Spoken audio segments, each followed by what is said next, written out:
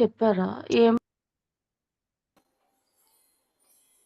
యోహాను సువార్త 6వ అధ్యాయము 53 నుంచి 58వ వచనం వరకు ఒకసారి చదువుకుందాం తల్లి.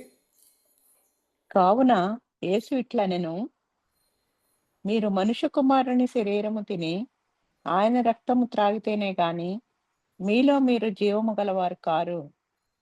నా శరీరము తిని నా రక్తము త్రాగువాడే నిత్య జీవము గలవాడు. అంత్యదినమున నేను వానిని లేపదును. నా శరీరము నిజమైన ఆహారమును, నా రక్తము నిజమైన పానమునై ఉన్నది. నా శరీరము తిని నా రక్తము త్రాగువాడు నా యందును నేను వాని యందును నిలిచి ఉందుము. జీవము గల తండ్రి నన్ను పంపెను గనుక నేను తండ్రి మూలముగా జీవించుచున్నట్లే నన్ను తినువాడును నా మూలముగా జీవించును. ఇదే పరలోకము నుండి దిగివచ్చిన ఆహారము. పితరులు మన్నాను తినియు చనిపోయినట్టు కాదు. ఈ ఆహారము తినువాడు ఎల్లప్పుడూ జీవించునని నిశ్చయముగా మీతో చెప్పుచున్నాను. ఆమేన్. దేవుడు ఈ వాక్యమును దీవించునుగాక. మరొకసారి 58వ వచనం చదవండి అమ్మా. ఇదే పరలోకము నుండి దిగివచ్చిన ఆహారము. పితరులు మన్నాను తినియు చనిపోయినట్టు కాదు. ఈ ఆహారము తినువాడు ఎల్లప్పుడూ జీవించునని నిశ్చయముగా మీతో చెప్పుచున్నాను.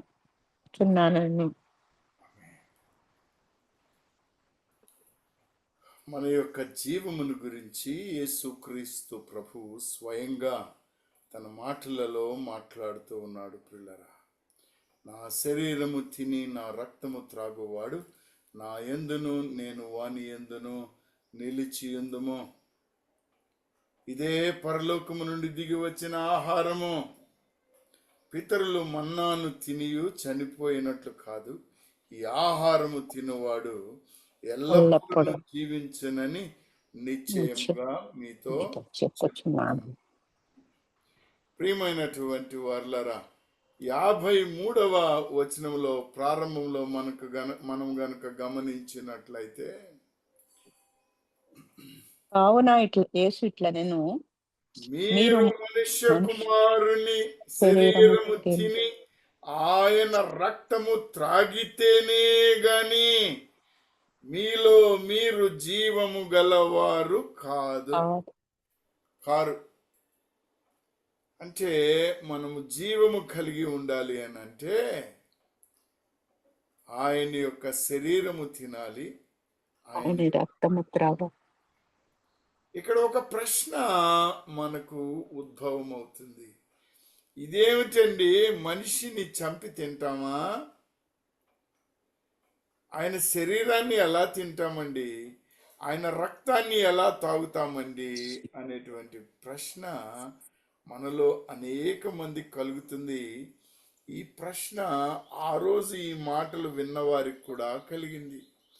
కొందరు, అంటే 12 మంది శిష్యులు కాదు కానీ ఆయనతో ఉన్నటువంటి ఇతరులకు కూడా ఈ ప్రశ్న కలిగినట్లుగా మనం చూస్తాం. పిల్లరా, ఒకసారి చూడండి 44 ఇదే అధ్యాయంలో అమ్మ 44వ వచనం. నన్ను పంపిన తండ్రి వారిని ఆకర్షించితేనే గాని ఎవడును.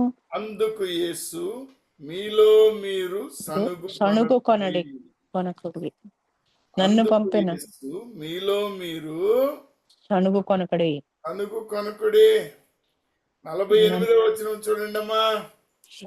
48వ వచనం. విశ్వసించు వాడే నిత్య జీవము గలవాడు. జీవాహారమును నేనే. 51వ వచనం చూడండి అమ్మా. పరలోకము నుండి దిగివచ్చిన జీవాహారమును నేనే. పరలోకము నుండి దిగి వచ్చిన జీవాహారమును నేనే. ఎవడైనా ఈ ఆహారం భుజించితే వాడెల్లప్పుడూ జీవించును. ఇంకొక మాట చూడండి అమ్మా 61వ వచనంలో. యేసు తన శిష్యులను దీని గూర్చి సణుగుకొనుచున్నారని తనకు తానే ఎరిగి వారితో ఇట్లనెను, దీని వలన మీరు అభ్యంతర పడుచున్నారా? అలాగైతే మనుష్య కుమారుడు మునుపున్న చోటుకు ఎక్కుట మీరు చూచిన ఎడల ఏమందురు? ఆత్మయే 63వ వచనం చూడమ్మా. ఆత్మయే ఆత్మయే జీవింప జీవింప చేయుచున్నది, చేయుచున్నది, శరీరము కేవలం నిష్ప్రయోజనము. శరీరము కేవలము నిష్ప్రయోజనము.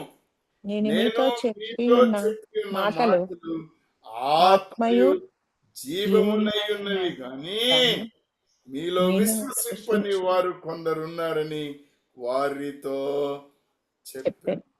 ప్రియమైనటువంటి వారులారా, ఈ వాక్యమును ధ్యానము చేయుచున్నంతసేపు ఒక పెద్ద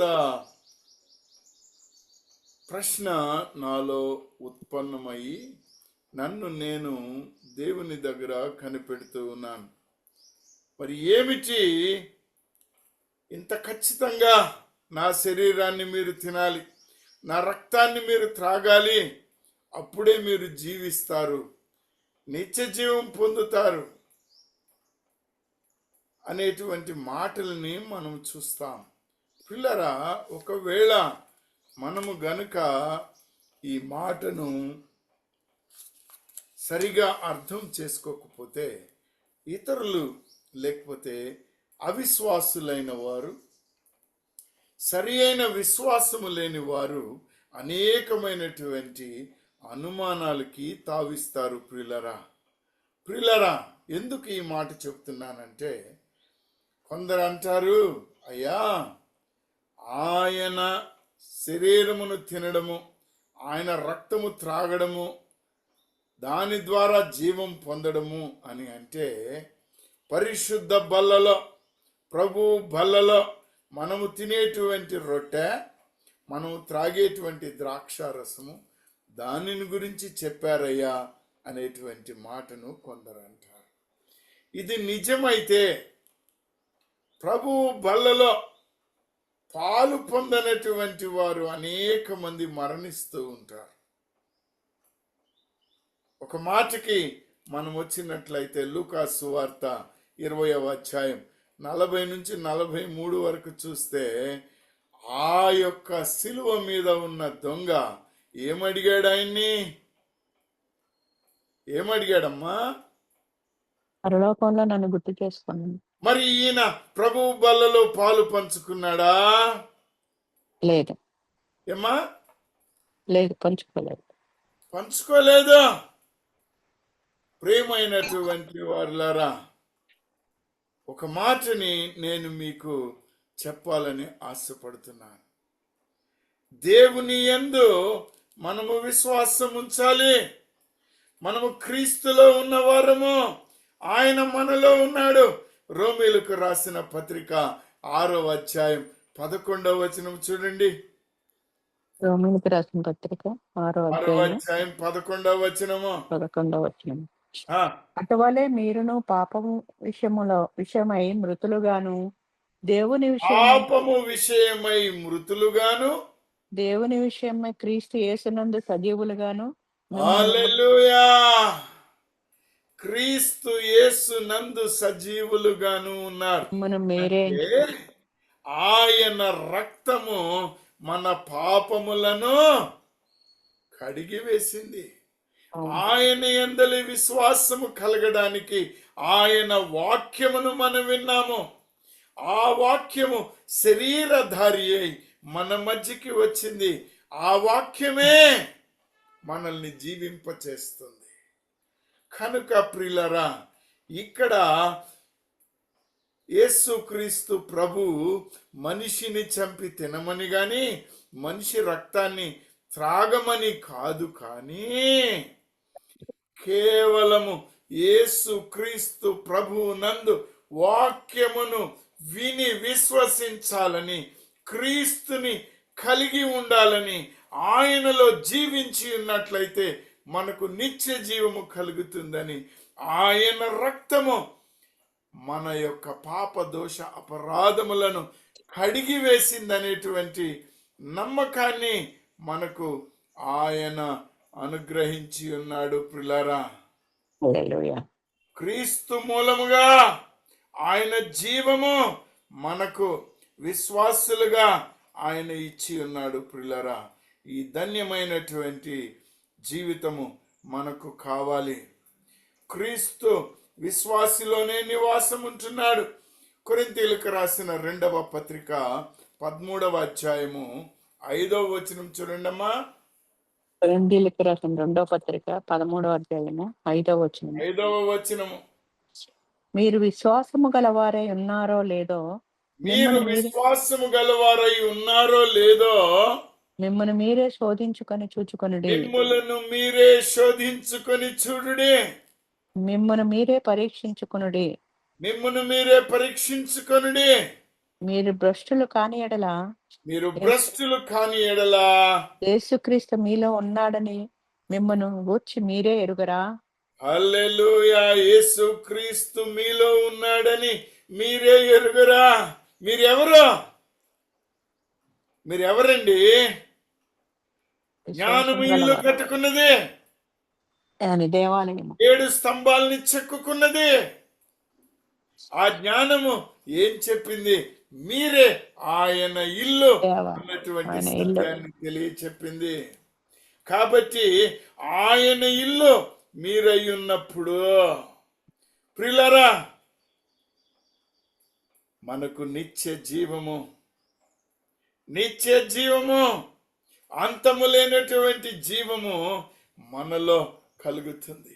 అయితే ఒక ప్రశ్న మీరు నన్ను అడగవచ్చు ప్రియులారా, మీరు ఒక ప్రశ్న నన్ను అడగవచ్చు. 6వ అధ్యాయము, యోహాను సువార్త 6వ అధ్యాయము 57వ వచనం చూడండి. జీవం ఎక్కడుందండి? జీవము గల తండ్రి నన్ను పంపెను కనుక. ఎవరు పంపించాడమ్మా? తండ్రి. తండ్రి పంపించాడు. అంటే ఆయనలో ఏముంది? జీవము గల తండ్రి. జీవము గల తండ్రి పంపించాడు. కాబట్టి నేను తండ్రి మూలముగా జీవించుచున్నట్టే నాకు అనుగ్రహించబడి ఉన్నది. ప్రియులరా, ఈ జీవము ఆయన మొట్టమొదట ఆదికాండము 2వ అధ్యాయం 7వ వచనంలో చూస్తే ఈ జీవమును గురించి ఆయన విశదపరిచాడు. ఇది భౌతిక జీవము, ఇది భౌతికమైనటువంటి జీవము. చదవండి తల్లి ఒకసారి. ఆదికాండము 2వ అధ్యాయము 7వ వచనం. దేవుడైన యెహోవా నేలమంటితో నరుని నిర్మించి వాని నాసికారంధ్రములో జీవవాయువును ఊదగా. ఏం వాయువును ఊదాడమ్మా? జీవవాయువును ఊదాడు. ఊదగా జీవవాయువు ఎక్కడుంది? దేవుని యందు. కాబట్టి ఆయన శరీరము తినడం అంటే, ఆయన రక్తము తాగడం అంటే, ఈ యొక్క చదవబడిన మూల వాక్యములో యోహాను సువార్త 53, 58 వరకు మనం చదువుకున్నప్పుడు 4 సార్లు ఈ మాట చెప్పాడు. నా శరీరాన్ని తినండి అని, నా రక్తాన్ని త్రాగండి అని చెప్పాడు. ప్రియులరా, ఇదే నిజమైన ఆహారం అని చెప్పాడు. ఇది తినాలన్నారు.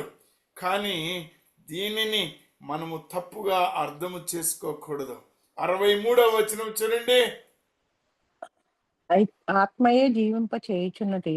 ఆత్మయే జీవింప చేయుచున్నది. ఇక్కడ శరీరము రక్తము అని అంటే ఆయన ఆత్మ మన శరీరములో నివాసము చేయడమని ఎరగాలి. ప్రియులరా, పాపరహితమైనటువంటి జీవితము మనకుండాల ప్రియులరా. అంతేకాని ఆయన ఏదో మనలను శరీరము తినమన్నాడని అవతల అనుకున్నట్టుగా కాదు.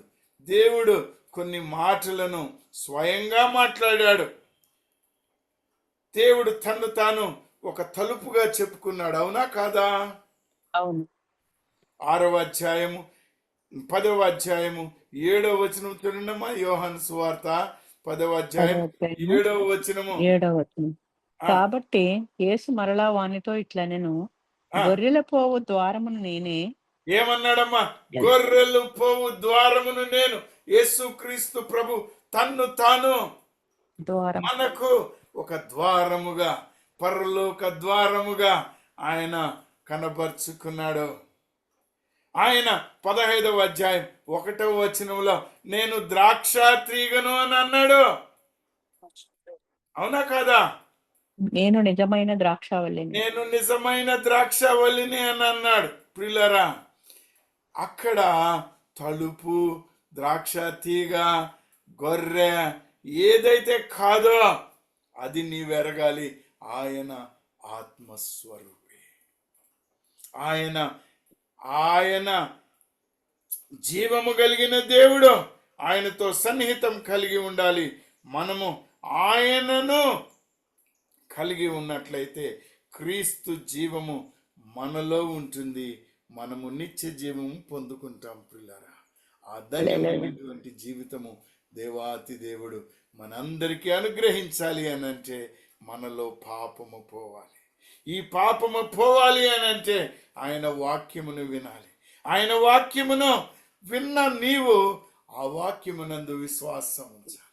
ఆ వాక్యమునందు విశ్వాసం ఉంచిన నీవు ఆయన నామములో బాప్తిస్మము పొందాలి. ఆయన నామములో బాప్తిస్మం పొందిన నీవు పాపక్షమాపణ పశ్చాత్తాపంతో ప్రార్థన చేసుకొని మరి ఎన్నటికీ పాపములో పడకూడదు. అప్పుడు నీకు ఆత్మీయ జీవితం కలుగుతుంది ప్రియులరా. ఆత్మీయ జీవితం నీకు కలుగుతుంది. యోబు భక్తుడు 33:4 చూడండి ఒక్కసారి. యోబు 33:4 అండి. 4వ వచనము. 4వ వచనం.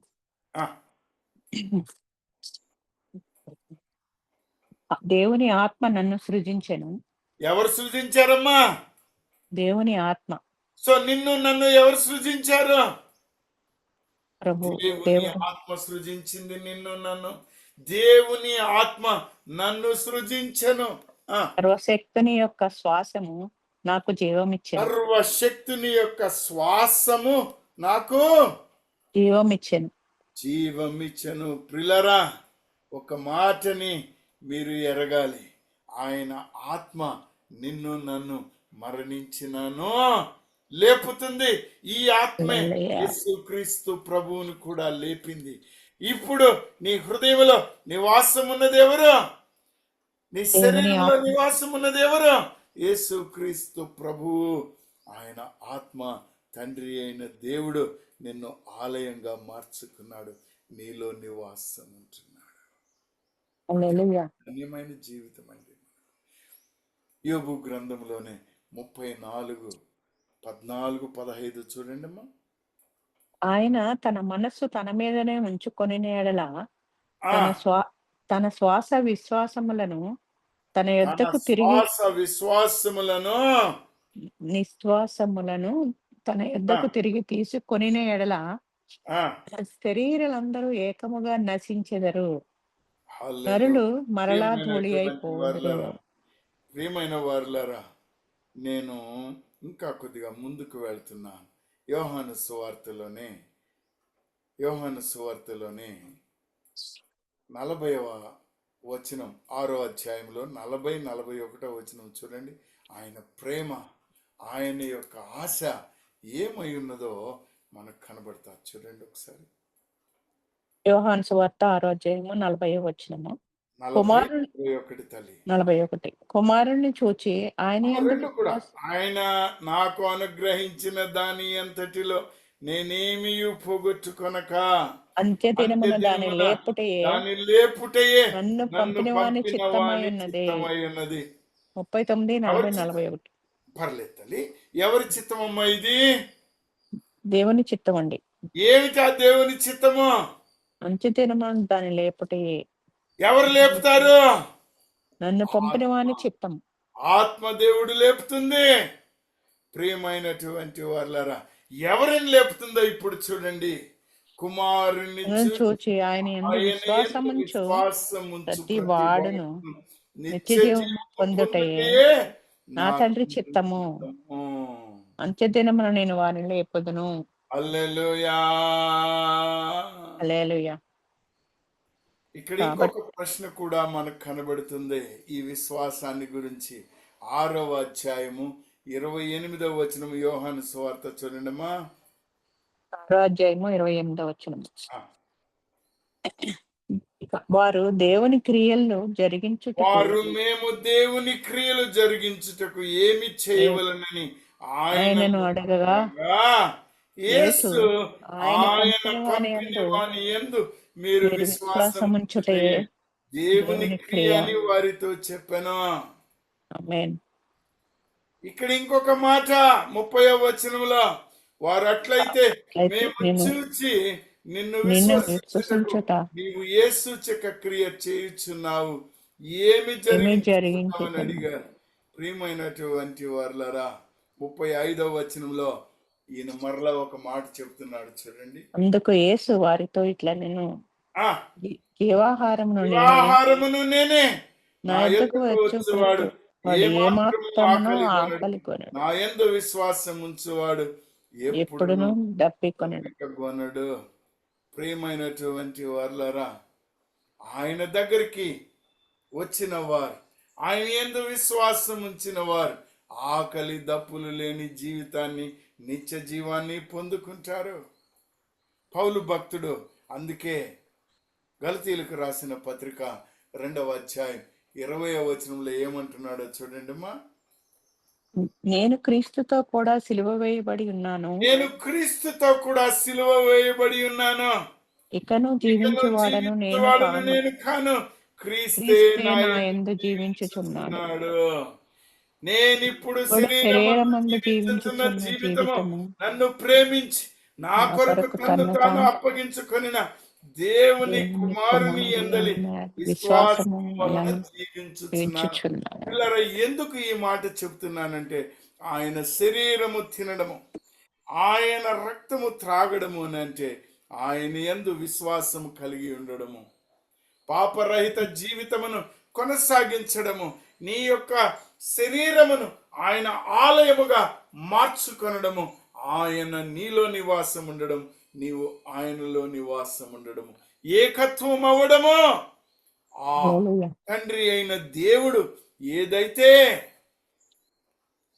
జీవమును యేసుక్రీస్తు ప్రభువుకిచ్చి పంపించాడో ఆ జీవము నీలో నాలో ఉన్నది. సంతోషించు. ఫిలిప్పీయులకు రాసిన పత్రిక 3వ అధ్యాయము 9వ వచనం చూడండి. ఫిలిప్పీయులకు రాసిన పత్రిక 3వ అధ్యాయము 9వ వచనం. 9వ వచనము.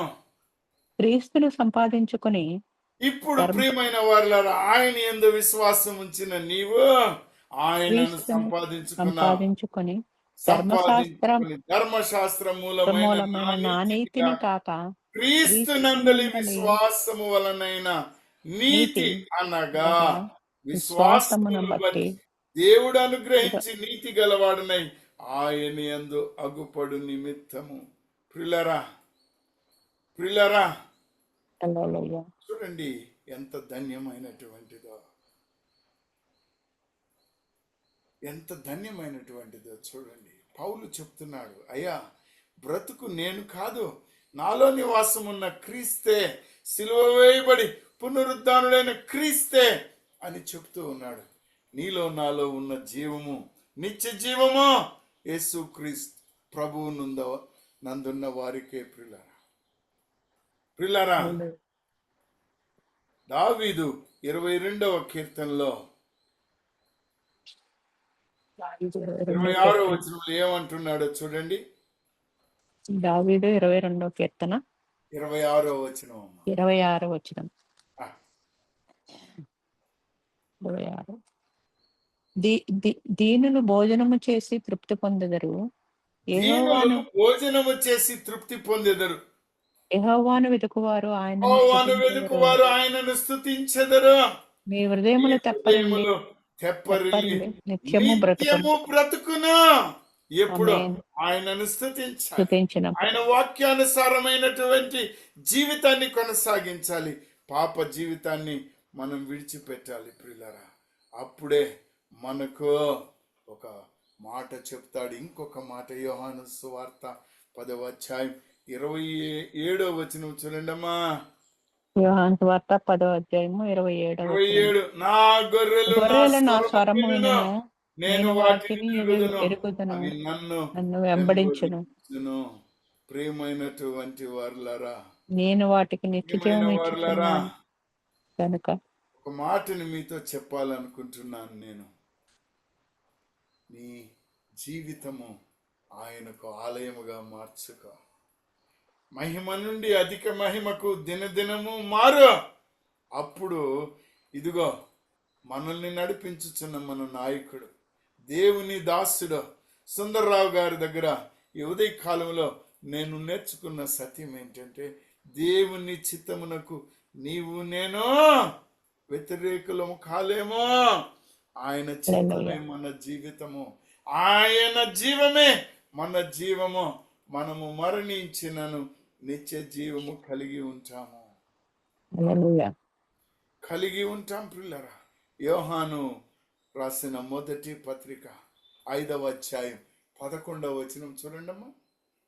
యోహాను రాసిన మొదటి పత్రిక 5వ అధ్యాయం 5వ అధ్యాయము 11వ వచనం తల్లి. 5వ అధ్యాయము 11వ వచనం. 5 సాక్ష్యం 5. 5 ఆ సాక్ష్యం ఏమనగా దేవుడు మనకు 5వ అధ్యాయము 11వ 11వ వచనం.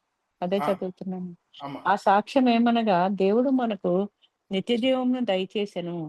ఆ దేవుడు జీవము మనకు నిత్య జీవము దయచేసెను. ఆ, ఆ జీవము ఆయన కుమారుని యందున్నది. ఆ జీవము ఆయన కుమారుని యందున్నది. దేవుని కుమారుని అంగీకరించిన వాడు దేవుని కుమారుని అంగీకరించిన వాడు జీవము జీవము గలవాడు. గలవాడు. ఇక్కడ నేను దేవుని ఒక ప్రశ్న మీకు వేయాలని నేను అనుకుంటూ ఉన్నాను ప్రియులారా. దేవుని కుమారుని మనం అంగీకరించామా లేదా? అంగీకరించాము, ఆయన నామాన బాప్తిసం పొందామా లేదా? పొందాము. యేసుక్రీస్తు అమూల్యమైన రక్తముతో మన పాపములు కడగబడ్డాయా లేవా? కడగబడ్డాయి. ఇవి కడగబడినప్పుడు, ఆయనను మనం అంగీకరించినప్పుడు మనం ఏం కలిగి ఉన్నామో? జీవము జీవాన్ని కలిగి ఉన్నామో? హల్లెలూయా.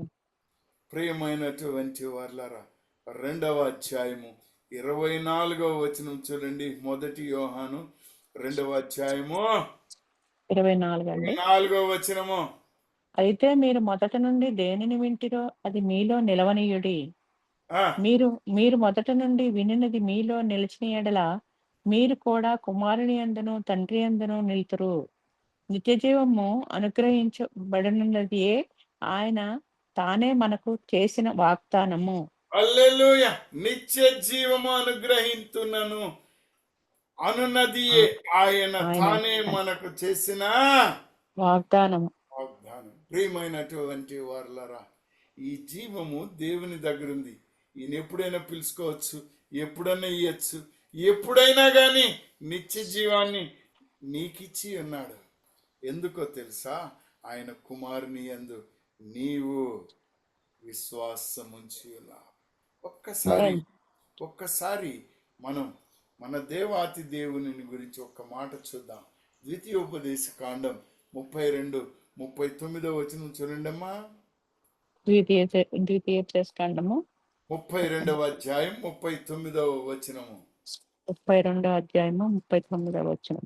ఆ, ఇదిగో నేనే దేవుడను, ఇదిగో నేనే దేవుడను, దేవుడను, నేను తప్ప మరి యొక్క దేవుడు లేడు. నేను తప్ప మరి యొక్క దేవుడు లేడు. మృతి నొందిన వాడను బ్రతికించువాడను నేనే. మృతి నొందించువాడను బ్రతికించువాడను నేనే. గాయపరచువాడను స్వస్థపరచువాడను నేనే. నా చేతిలో నుండి వాడు ఎవడు లేడు. ప్రియమైన వారులారా, సర్వము ఆయనే.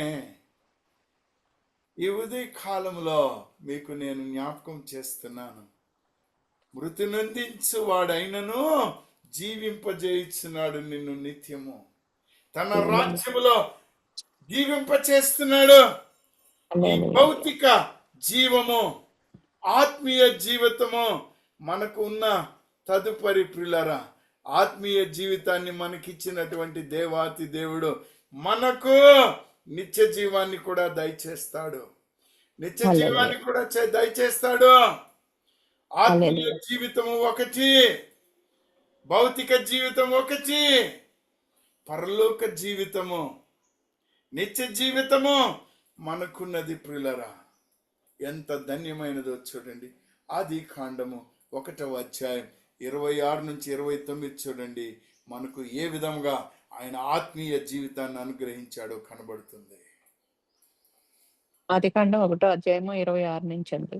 29 దాకా చదవండి. 29 వరకు. ఆ, దేవుడు మన స్వరూపమందు మన పోలిక చొప్పున నరులను చేయదము. వారు హల్లెలూయా. ఎవరి ఎవరి స్వరూపం అండి? దేవుని స్వరూపం. దేవుని స్వరూపం. తన స్వరూపాన్ని ఆయన విడిచిపెడతాడా? విడిచిపెట్టడు. విడవడు. ఆ, వారు సముద్రపు చేపలను, ఆకాశ పక్షులను, పశువులను, సమస్త భూమిని, భూమి మీద ప్రాకు ప్రతి జంతువును ఏలుదురుగాకనియు పలికెను. ప్రియులారా, దేవుడు ప్రియుల చాలమ్మా, సమయం లేదు తల్లి, ఇంకా మీరు 29 దాకా చదవచ్చు. ప్రియులారా, పశువులకి, పక్షులకి, పశుపాదులకి ఆత్మ లేదండి. ఈ ఆత్మీయ జీవితము కేవలము నీకు నాకు మనిషిగా విశ్వాసిగా ఉన్న వారికే ధన్యత అండి. ఈ ధన్యతలో నీవు ఆత్మీయ జీవితాన్ని గడుపుతున్నావు, మారు మనసు పొంది జీవిస్తున్నావు, పాపరహితమైనటువంటి జీవితాన్ని కలిగి ఉన్నావు, నీ శరీరాన్ని ఆలయంగా మార్చుకొని ఉన్నావు. పిల్లరా, ఆ ఆలయమును గురించే సహోదరుడు చక్కగా వివరించారు. జ్ఞానము ఇల్లు కట్టుకొనుచున్నది, 7 స్తంభములను చెక్కుకొనుచున్నది. జ్ఞానవంతురాల్ అంటే సంఘము తన ఇల్లు కట్టుకుంటుంది. ప్రియమైనటువంటి వాళ్ళరా, ఆ గృహమును కట్టుకున్నట్లయితే, ఇదిగో హెచ్చరికలు చేశారు 7 సంఘాలకి. అయ్యా, నీ మొదటున్న ప్రేమ ఏమైంది? మారు మనసు పొందు అని చెప్పాడు. ప్రియులారా, 8వ దావీదు కీర్తన 5-6 వచనాలు చూడండమ్మా. ఆత్మీయ జీవితం మనలో ఎలా కొనసాగుతుందో కనబడుతుంది. 8వ దావీదు కీర్తన 5-6 వచనాలు. 5-6 వచనాలు. దేవుని కంటే వానిని కొంచెం తక్కువ వానిగా చేసి ఉన్నావు. దేవుని కంటే వానిని కొంచెము తక్కువ వానిగా చేసి ఉన్నావు. మహిమా ప్రభావములతో వానికి కిరీటము ధరింపజేసి ఉన్నావు. మహిమా ప్రభావములతో వానికి కిరీటము దయచేసి ఉన్నావు. నా చేతి పనుల మీద వానికి అధికారం ఇచ్చి ఉన్నావు. ఆ చేతి పనుల మీద వానికి అధికారం ఇచ్చి ఉన్నావు. ప్రియమైనటువంటి వారులారా, నీతో ఆయన ఒక నూతన నిబంధన చేసుకొని ఉన్నాడు. ప్రియులారా, యేసుక్రీస్తు ప్రభు నీకు రక్షణను దయచేసి ఉన్నాడు. రోమీయులకు రాసిన పత్రిక 5వ అధ్యాయం 12వ వచనం చూడండి ఒకసారి. రోమీయులకు రాసిన పత్రిక 5వ అధ్యాయము 12వ వచనం. 12వ వచనము. ఇట్లుండగా ఒక మనుషుని ద్వారా పాపము ద్వారా మరణమును లోకములో ఎలాగూ ప్రవేశించెనో అలాగుననే మనుషులందరూ పాపము చేసినందున మరణం అందరికీ సంప్రాప్తమాయెను. హల్లెలూయా. ప్రియమైన వారులారా, పాపం వలన వచ్చే జీతము మరణం. పాపం వలన వచ్చే జీతం మరణము. కానీ మనము తిరిగి జీవిస్తున్నాం. ఎఫెసీయులకు రాసిన పత్రిక 2వ అధ్యాయం మొదటి 3 వచనాలు చూడండమ్మా. మీ అపరాధముల చేతను పాపముల చేతను మీరు ఈ చచ్చిన అపరాధముల చేతను పాపముల చేతను వారై ఉండగా మీరు చచ్చిన వారై ఉండగా ఆయన మిమ్మల్ని క్రీస్తుతో కూడా బ్రతికించెను. హల్లెలూయా. ఆయన మిమ్మును క్రీస్తుతో కూడా బ్రతికించెను. 2వ కొరింథీయులకు రాసిన పత్రిక 3వ అధ్యాయం 6వ వచనం చూడండమ్మా. 3వ అధ్యాయము 6వ వచనం. 2వ కొరింథీ 3:6. ఆయనే మమ్మను క్రొత్త నిబంధనకు అనగా అక్షరమునకు కాదు గాని ఆత్మకే పరిచారకుల మగుటకు మాకు సామర్థ్యము కలిగించి ఉన్నాడు. ఆత్మకే పరిచారకులం. ప్రియమైన వారులారా, మీ శరీరానికి పరిచారకులం కాదండి, ఆత్మకే పరిచారకులము. అక్షరము చంపును గాని ఆత్మ జీవింపచేయును. హల్లెలూయా. ప్రియమైన వారులారా, ఒక మాటని మిమ్మల్ని నేను అడగాలి. ప్రమీలమ్మ దేవుని దగ్గరికి వెళ్ళిందని అనుకుంటున్నారా? అవునండి, ఒక్కరే మేనమ్మ నేనే మాట్లాడుకుంటున్నా. అందరూ నమ్ముతున్నారా? నమ్ముచున్నామండి. ఆమె నిత్య జీవంలో ఉందనుకుంటున్నారా? అవునండి. సరే, అందరము నమ్ముతున్నాం. అయితే ఈ ఉదయ కాలంలో ఒక ప్రశ్న, నీవు నేను అలా పిలువబడితే మనము ఈ నిత్య జీవం పొందుతామన్నటువంటి గ్యారంటీ ఉందా మనకు? ఉందండి. ఉందమ్మా? ఉంది. ఏమో ఇంకా కొందరికి అనుమానం ఉన్నట్టుంది. క్రీస్తుని నమ్మని వారు, ఇంకా పాపములో కొనసాగుతున్నటువంటి వారు, తప్పుడు బోధలలో జీవిస్తున్నటువంటి వారు, తమ సొంత క్రియలను, సొంత జ్ఞానాన్ని వాడుతున్నవారు ఇంకా అనుమానపడుతుంటారు ప్రియులరా. కానీ నేను మీకు ఒక మాటని చెప్పాలి. మీకు రూఢిగా నిత్య జీవాన్ని ఆయన ఇచ్చి ఉన్నాడు ప్రియులరా. యోహాను సువార్త 3వ అధ్యాయము 16వ వచనం చూడండి. దేవుడు లోకమును ఎంతో ప్రేమించను కాగా ఆయన తన అద్వితీయ కుమారునిగా పుట్టినవాని యందు విశ్వాసముంచు ప్రతి ప్రతి వాడును వాడును నశింపక నశింపక నిత్య జీవం పొందినట్లు ఆయన ఆయన తన ప్రేమించు. హల్లెలూయా. ఈ నీ యందు హల్లెలూయా. నీకు విశ్వాసం ఉందా లేదా? ఉందండి.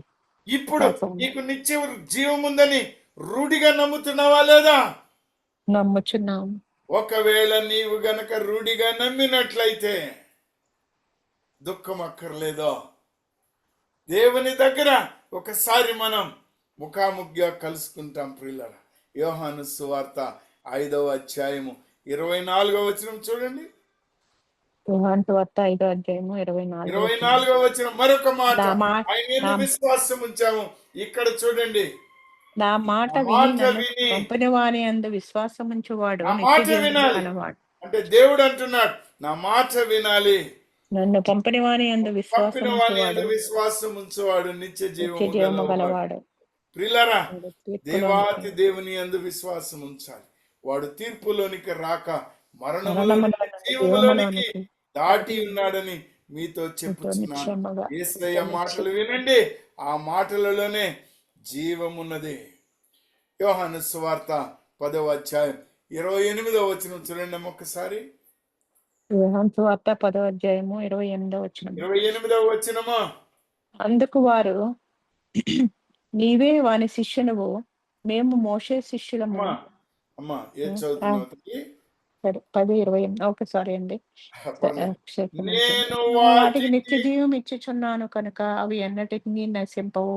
హల్లెలూయా. ఎవడును ఎవడు వాటిని వాటిని నా నా చేతిలో చేతిలో నుండి నుండి అపహరింపడు. అపహరింపడు. ఎవరు మనకు నిత్య జీవం ఇచ్చింది? యేసు క్రీస్తు ప్రభు విడుదల దయచేస్తాడు. ప్రియులరా, మీకు ఒక మాటని చెప్పాలి నేను. ప్రియులరా, రోమేలుకు రాసిన పత్రిక 5వ అధ్యాయం 6, 7 చూడండి ఒకసారి. 6, 8 2 వచనాలు చూడండి. మారండి. ఎలయనగా మనమింకా బలహీనులమై ఉండగా క్రీస్తు క్రీస్తు యుక్త యుక్త కాలమున కాలమున భక్తిహీనుల కొరకు చనిపోయెను. భక్తిహీనులుగా ఉన్నాం, అప్పుడు చచ్చిపోయాడు. ఆయన యందు విశ్వాసం ఉంచాం. 8వ వచనం చూడండి అమ్మా. అయితే దేవుడు మన ఎడల తన ప్రేమను వెల్లడిపరుచుచున్నాడు. ఎట్లనగా మనం ఇంకనూ పాపులమై ఉండగానే క్రీస్తు మన కొరకు చనిపోయెను. హల్లెలూయా. మనం పాపులమై ఉన్నప్పుడే ఆయన చచ్చిపోయాడు ప్రియులరా. ఆయన ద్వారానే మనం దేవుని యొద్దకు చేరగలుగుతాం. హెబ్రీయులకు రాసిన పత్రిక 7వ అధ్యాయం 25వ వచనం చూడండి. ఏప్రిల్కి రాసిన పత్రిక 7వ అధ్యాయము 25వ వచనం తల్లి. 25వ వచనం. ఆ, ఈయన తన ద్వారా దేవుని యొద్దకు వచ్చు వారి పక్షమున విజ్ఞాపన చేయుటకు నిరంతరము జీవించుచున్నాడు కనుక వారిని నిరంతరము జీవించుచున్నాడు గనుక వారిని సంపూర్ణముగా వారిని రక్షించుటకు సంపూర్ణముగా రక్షించుటకు శక్తిమంతుడై శక్తిమంతుడై ఉన్నాడు. ఉన్నాడు. మనం ఎవరము? మన ఆయన ఆయన బిడ్డలం. ఆయన పిల్లలము. 8వ అధ్యాయం 16వ వచనం రోమా చూడండి ఒకసారి. మనము దేవుని పిల్లలమని ఆత్మ తానే మన ఆత్మతో కూడా సాక్ష్యం ఇచ్చుచున్నాడు. ప్రియమైనటువంటి వారలారా, మనము పిల్లలం. మన దేవుడు మనకిచ్చినటువంటి ఈ ధన్యమైనటువంటి సత్యాన్ని మీరు ఎరగాలి. ఆయన శరీరమును తినుట, ఆయన రక్తమును త్రాగుట అంటే ఆయన యందు విశ్వాసం ఉంచుట. ఆయన శరీరము వాక్యమే, ఆ వాక్యాన్ని నమ్మడము, ఆ వాక్యాన్ని తినాలి, ఆ వాక్యానుసారంగా జీవించాలి ప్రియులారా. ఆయన రక్తము మన పాప దోష అపరాధములను, పాత జీవితాన్ని తప్పించి నూతన జీవితాన్ని మనకు అనుగ్రహించి ఉన్నది. అదే ఆయన యందు భోజనము పానమై ఉన్నది ప్రియులారా. మనకు పరలోక రాజ్యమును దయచేస్తూ ఉంది ప్రియులారా. ఈ ధన్యత యేసుక్రీస్తు ప్రభు మనకిచ్చి ఉన్నాడు. ఆయనే మనకు ఆహారమై ఉన్నాడు ప్రియులారా. ఆయన ఆహారము మనకిచ్చాడు. మీకు ఒక సంగతి చెప్తే మీరు సంతోషిస్తారని చెప్తున్నాను. ఎవరైతే రక్షణ పొందారో, ఎవరైతే ఈ బంధకముల నుండి విడిపింపబడ్డారో వారు తమ పాపముల నుండి క్షమించబడ్డారు. మరి తిరిగి నీవు నేను పాపంలోకి వెళ్ళామనుకో, ఈ నిత్య జీవం ఉంటుందా అండి మనకు? ఉండదు. కాబట్టి ఇప్పుడు మనం ఏం చేయాలి? ఆయనలో విశ్వాసం ఉంచాలి. పాపాన్ని విడిచిపెట్టాలి. పాపం జోలికి పోవద్దు. అప్పుడే మనకు అత్యంత ధన్యమైనటువంటి జీవితం ప్రియులారా.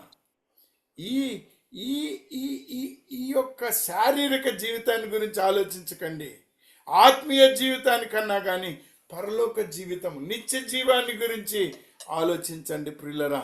సంఘముగా, ఆయన ఇల్లుగా కట్టబడినటువంటి మనము ఆయన చేత, ఆయన యాజకులముగా, ఆయన బిడ్డలముగా, ఆయన సంఘముగా మారాం ప్రియులారా. ఆయన ఆహారాన్ని తింటూ ఉండాలి దినదినము. నాకు తెలియదు మీరు ఎంతసేపు బైబిల్ చదువుతారో. అదే జీవాహారం ప్రియులారా. యోహాను సువార్త 6వ అధ్యాయం 35వ వచనం చూడండి అమ్మా. యోహాను సువార్త 6వ అధ్యాయం 35 అండి. 35. అందుకు యేసు వారితో ఇట్లా, నేను జీవాహారము నేనే, జీవాహారము నేనే. ఈ జీవాహారమే వాక్యం అండి ప్రియులారా. శరీరధారి మన దగ్గరకు వచ్చారండి. ఆయన ఈ వాక్యమై ఉన్నవాడు. యోహాను సువార్త 1:14 చూస్తే ఈ సత్యం మనకు అర్థమవుతుంది. యోహాను సువార్త 1వ అధ్యాయం 14వ వచనంలో ఈ మాట, ఆ వాక్యము శరీరధారి, ఆ వాక్యము శరీరధారి అయి మనకు వచ్చాడు. ఆ వాక్యాన్ని తిను సహోదరుడా, ఆ వాక్యాన్ని ధ్యానించు, ఆ వాక్యములో జీవించు. ఆ వాక్యమే మనకు నిత్య జీవము. ఈ యేసుక్రీస్తు ప్రభువుని ఈ యొక్క ఆహారాన్ని, జీవాహారాన్ని యేసుక్రీస్తు ప్రభువుగా మనకు పంపాడు. 33వ వచనంలో ఈ మాట కనబడుతుంది మనకు 6వ అధ్యాయంలో. ప్రేమైనటువంటి వాళ్ళారా, ఆత్మీయ ఆహారము ఆయన మనకిచ్చాడు. దేవుడే ఈ ఆహారాన్ని పంపించాడు. చూడమ్మా 33వ వచనంలో, పరలోకము నుండి దిగి వచ్చి లోకమునకు జీవం ఇచ్చునని దేవుడు అనుగ్రహించు ఆహారమై ఉన్నదని. ఎవరు అనుగ్రహించిన ఆహారం అమ్మా ఇది? దేవుడు అనుగ్రహించాడు ప్రియులారా. పాత నిబంధనలో మన్నానిచ్చాడు. ఈ మన్నాను తిన్నవారు నిత్యము జీవించారా, మరణించారా? జీవించారు. అమ్మా, మన్నాను తిన్నవారు ఎల్లకాలం జీవించారా? లేదండి, లేదు. కానీ యేసుక్రీస్తు ప్రభు వాక్యముగా ఉన్న ప్రభువుని భుజించినట్లయితే నీవు నేను నిత్య జీవం పొందుతాం ప్రియులారా. జీవము నీకు నాకు కావాలి అని అంటే యేసుక్రీస్తు ప్రభు వాక్యాన్ని చదవాలి. యేసుక్రీస్తు ప్రభు మనకిచ్చినటువంటి పాప క్షమాపణ పొందాలి. ఆత్మీయ జీవితాన్ని కలిగి ఉండాలి. ఈ ఆత్మీయ జీవితం మనకున్నట్లయితే మనము సదాకాలం జీవిస్తాం ప్రియులారా. యోహాను సువార్త 10వ అధ్యాయం 10వ వచనం చూడండి ఒకసారి. యోహాను సువార్త 10వ అధ్యాయము 10వ వచనము. అవును తల్లి. దొంగతనమునకు హత్యకు నాశనమును చేయుటకు వచ్చును గాని మరి దేనికి రాడు. గొర్రెలకు జీవము కలుగుటకును అది సమృద్ధిగా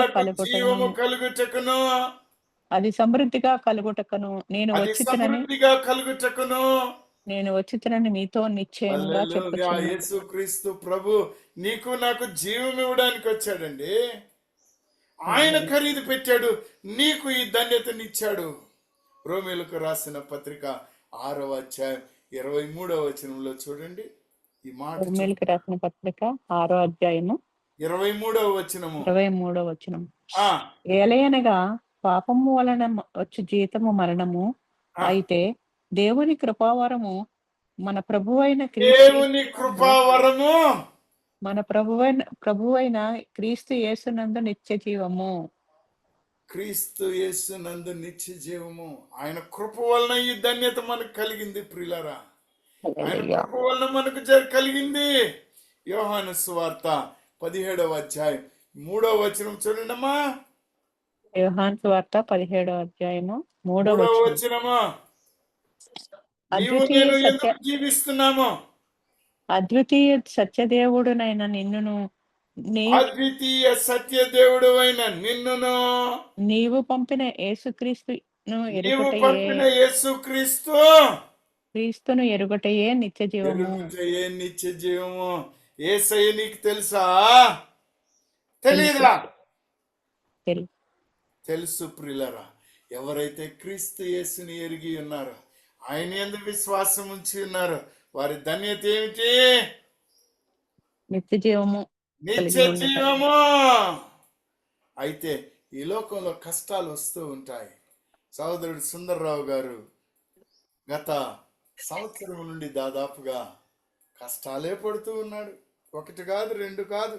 కానీ ఏ రోజు క్రీస్తు నందున్న విశ్వాసాన్ని విడనాడలేదు ప్రియులారా. యాకోబు పత్రిక 1వ అధ్యాయం 12వ వచనం చూడండి.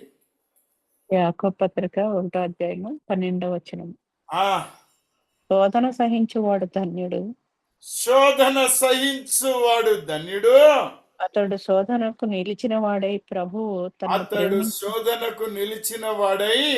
ప్రభువు తన్ను ప్రేమించు వారికి వాగ్దానం చేసిన జీవ కిరీటము పొందును. హల్లెలూయా. ప్రభువు వాగ్దానము చేసిన జీవ కిరీటము పొందును. ప్రియమైన వారలారా, మనకు భౌతిక జీవము, ఆత్మీయ జీవము, నిత్య జీవము, పరలోక జీవము మన కొరకు యేసుక్రీస్తు ప్రభు అనుగ్రహించి ఉన్నాడు. అందుకొరకే ఆయన ఈ లోకానికి వచ్చాడు, మనల్ని వెలపెట్టి కొన్నాడు.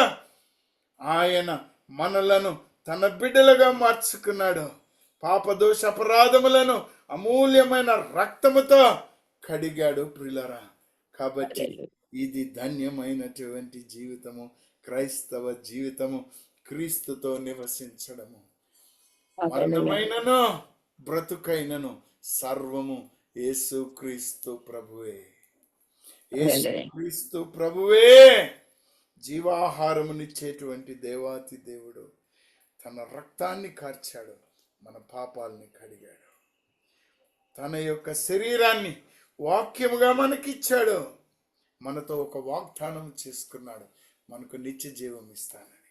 ఆ వాగ్దానానుసారముగా మరి ఇప్పుడు చెప్పండి, ప్రమీలమ్మ నిత్య రాజ్యంలోనికి వెళ్ళిందంటారా లేదంటారా? వెళ్ళారు. మరి నీవు నేను వెళతామన్న నమ్మకం ఉందా లేదా? ఇద్దరమేనా? ఏమ్మా ఇద్దరమేనా? అందరికీ ఉంది ప్రియులారా ఇదే ధన్యత. ఆ దేవాతి దేవునికి హల్లెలూయా చెప్పండి. నిత్య జీవాన్ని గట్టిగా చెప్పండి.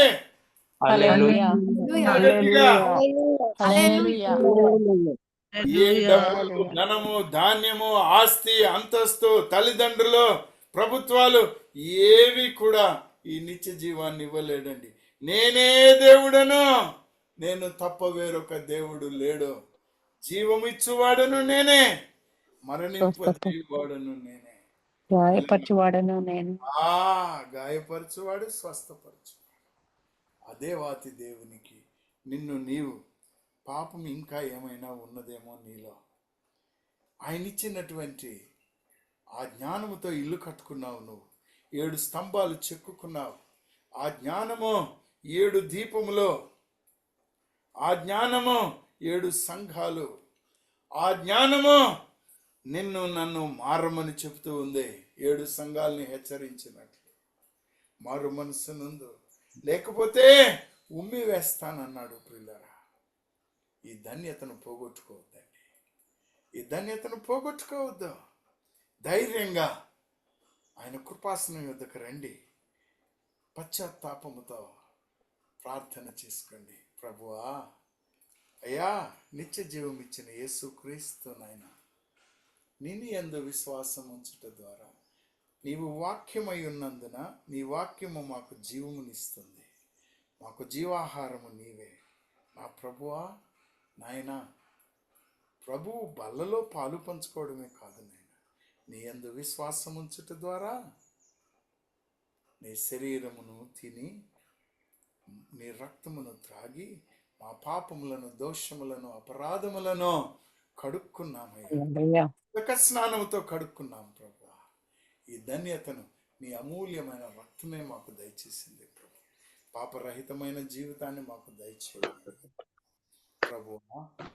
నీ దాసుడు సహోదరుడు సుందర్రావుని, నాయన క్రాంతిని, కోడల్ని, మనవుడు మనవరాల్ని, అన్నదమ్ముల్ని, వాళ్ళని ఆశీర్వదించమని నాయన ఓదార్పును దయచేయండి. నీవే ఓదార్చే దేవుడు అయ్యా. ఆ బిడ్డలతో ఉన్నాను ఈ కాలం మీరు ఇచ్చిన మాటలు కృతజ్ఞతలు చెల్లిస్తాం. యేసుక్రీస్తు ప్రభు బ్రతుములాడి వేడుకొనుచు నాం మా తండ్రి. ఆమేన్. ఆమేన్. ప్రభు నామమున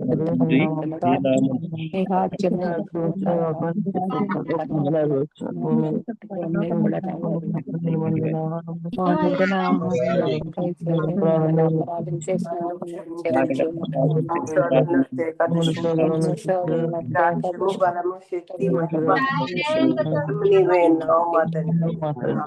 ఆమేన్. మా పరమ తండ్రి. ఆమేన్. లూకా గారు ఆశీర్వాదం అండి.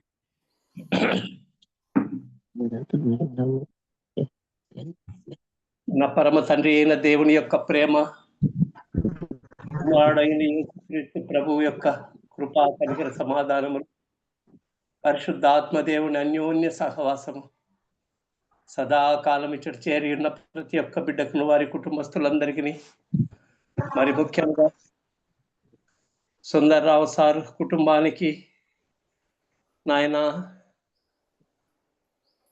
పరిపూర్ణంగా వారికి తండ్రి నీ పేరు పెట్టబడిన ప్రతి ఒక్క బిడ్డకు, నీ సేవ చేయుచున్న ప్రతి ఒక్క సేవకుడికి, మా గ్రూపులోని సభ్యులందరికీ, నీ రాకడను అపేక్షించున్న ప్రతి ఒక్క బిడ్డకు, ఇజ్రాయేలీలకు, యెరూషలేం పట్టణములకు ప్రభు రాకడ వరకు నిత్యము తోడయుండి కాచి కాపాడి రక్షించి రాకుడ కొరకు సిద్ధపాటు ఉండులాగను కాచి కాపాడి రక్షించును గాక. ఆమేన్. ఆమేన్. హల్లెలూయా, హల్లెలూయా. హల్లెలూయా, హల్లెలూయా. హల్లెలూయా. అందరికీ వందనాలండి. మీ సమయం ప్రియులారా, ఎవరైనా ఏమైనా చెప్పాలంటే చెప్పవచ్చు, ఏమీ లేకపోతే సెలవు తీసుకుందాం. కమ్యూనియన్ గురించి ఒకసారి చెప్తారు.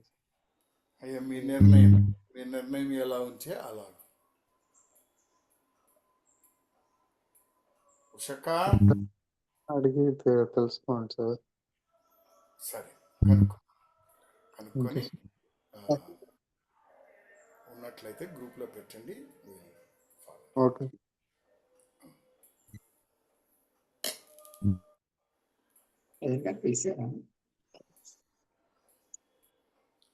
ఇంకేం లేకపోతే సెలవు తీసుకుందాం పిల్లరా. సోదరి కుటుంబాన్ని మీ ప్రార్థనలో ఆదరణ కొరకు జ్ఞాపకం చేసుకోండి. దేవునికి బ్రదర్ గారండి, అమ్మా ప్రేయర్ చేయండి బ్రదర్ గారండి. తలంతా నొప్పిగా ఉంది, కొంచెం ఇంతకు ముందరే స్టార్ట్ అయింది, బాగా నొప్పిగా ఉందండి కొంచెం. Praise Lord brother. శ్రావణికి లేబర్ పెయిన్స్ స్టార్ట్ అయినాయి, హాస్పిటల్కి వెళ్తున్నాం, ప్రేయర్ చేయండి. అలాగే అమ్మా. మహోన్నతుడా సార్ ప్రైస్తలాడమ్మా. నాకు కొంచెం బాగుండట్లేదు సార్. చాలా హెడేక్. అది నాకు బీపీ ఉంది. అయితే ఆ హెడేక్ అసలు చాలా మటుకు అసలు తగ్గడం లేదు. దాని గురించి ప్రార్థన చేయండి సార్. Thank you sir. ఇంకెవరన్నమ్మా? ఉమ్. మహోన్నతుడా ఏకీభవించండి ప్రియులారా. మహోన్నతుడా, సర్వోన్నతుడా, సర్వశక్తిమంతుడు అయిన మా దేవ, మా తండ్రి, మీకే మహిమ మహామహిమ కలుగును గాక. తండ్రి, అనారోగ్యంతో బాధపడుతూ తలనొప్పితో కష్టపడుతూ ఉన్నటువంటి నీ దాసురాలు సురతనలతని జ్ఞాపకం చేసుకుంటున్నాం ప్రభు. నాయన, నీ కృపను కుమ్మరించమని, నీ దయను అనుగ్రహించమని బ్రతిమలాడుకుంటున్నాం తండ్రి. విజయమ్మను కూడా జ్ఞాపకం చేసుకుంటున్నాం. నీ దాసురాలు నాయన బంధు ప్రీతి, నీ పరిచర్య ఎడల ఎంతో ప్రేమ కలిగి ఉన్న బిడ్డయ్యా. బిడ్డ ఒంటరిగా ఉంటూ ఉంది తండ్రి. మరి ఆ బీపీని తగ్గించండి అయా. ఆమెలో ఉన్నటువంటి అలజడిని సద్దుమణిగించండి ప్రభు. శాంతి సమాధానములు అనుగ్రహించే దేవుడు నీవే కదా నాయన.